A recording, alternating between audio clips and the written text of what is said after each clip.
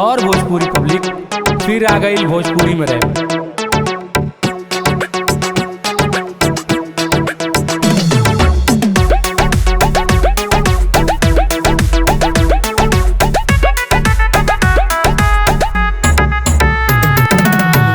से अपना भागल बानी तोहरे प्यार में पागल बानी का हो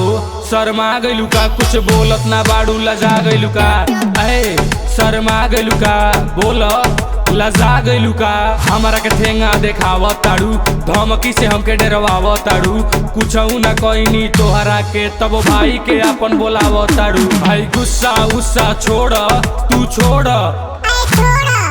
तोहरा से प्यार हम करीला हो तोहरे खातिर हम लड़ीला हो गुस्सा से जब तू बोलेलू एही अदा पर मरीला हो दारू बियर हम पिएब नहीं तोहरा के दुख हम देब नहीं हमारा के छोड़ के जइह ना रानी तोहरा बिना हम जिएब नहीं मोर रानी दिल जानी तू चाहे पियाव चाहे पानी तू जवन पियाव सब ठीक बाटे हो फिगर तोहार सबसे निक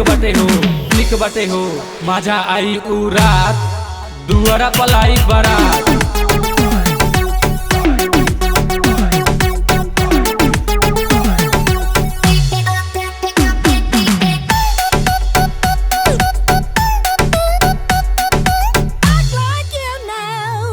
दुआरा पलाई बारात बर्थडे में तोहरा के विश करब दूर मत जइह मिस करब हमारा के केहू से डर नहीं बा तू जदि कहबू त किस करब तू नदी के पानी की कलर के नीलाऊ कृष्णा के सीनू की मनी के सिलाऊ भइल बनी पागल पढ़े नी गीता ऐसे न मार ए अमृता दूसरे के गाना में दम नहीं के हमर पगली केहू से कम नहीं के मोर पगली के देखबे जे घूर के तोरा टकला पर मारब उड़ के तोहे सोना भी कहेम तो के जान भी कहेम तोहे रानी भी कहेम तोहे चाँद भी कहेम तो से शादी करेम सीना तान के कहे सोना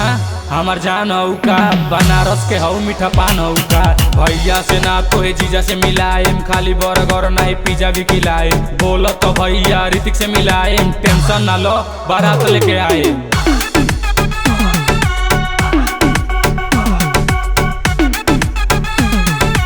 टेंशन ना लो बारात लेके आए